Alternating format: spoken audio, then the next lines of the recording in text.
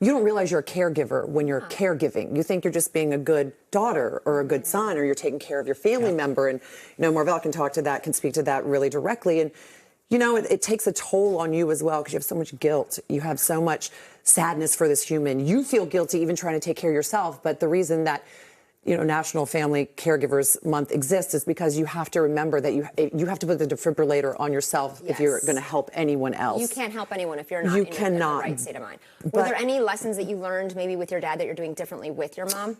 Well, I mean, there's so much different technology today. There's so many different apps and so many different things that exists now that didn't exist with my father. For instance, for my mom, she's still healthy right now, but I'm trying to get ahead of it. Yeah. I'm making sure that I can actually monitor her daily routines, all kinds of things. I'm using this app personally. I use this app called Nomo Smart Care.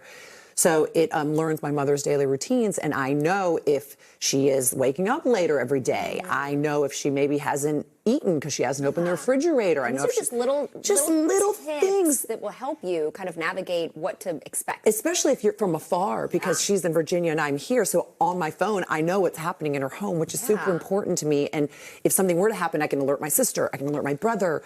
I can, there are these panic buttons that she can press and make sure that she is, she's well looked after, even if someone's not in the home. Absolutely. Okay, so Marvell, you're the CEO of Caregiver Action Network. So tell us about this nonprofit. So Caregiver Action Network has been around for nearly 30 years, and we've always led the charge for National Family Caregivers Month. And part of our mission is really to help caregivers like Debbie and the millions across the country to be able to manage caregiving, which is just such a monumental task. And so everything we do is of no cost to caregivers, and we support them, whether it's through advice on technology, whether it's helping them with their own mental health needs that day. They can reach out to us. Being able to actually have the support you need so that you can be there for your loved one is really what our not-for-profit is all about. So if there's a lot of caregivers out there, and I'm sure there are some that are watching right now, what are some tips or ways that you can help them?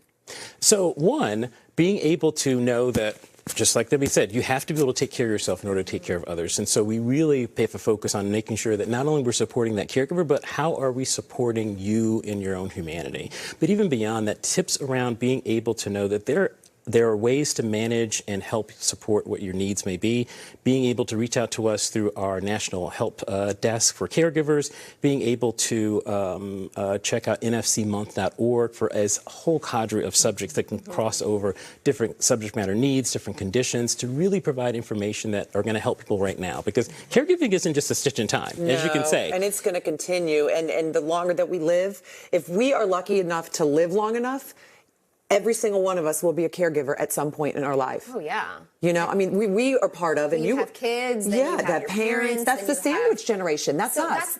You talk about the sandwich generation. So that is parents who have kids, and then they're also taking care of their parents. We're correct, because we're taking care of our little ones, and we're working, and we're trying to keep our head above water. It's hard because a lot of people have full-time jobs now. A lot of moms were able to stay home and really take care of the kids or their parents. Now they're not only doing that, but they're having a job. Because we have to support our family. It's layered. I mean, there's so much on top of it. And so, to be able to say to folks, if you were trying to do this by yourself, God bless you, but you don't have to. That there's organizations like Caregiver Action Network out there that can support you and provide you with the things you may need, but also recognizing that this is really a time in our country's history where people are really forced to take care of their older parents, having responsibilities for younger kids.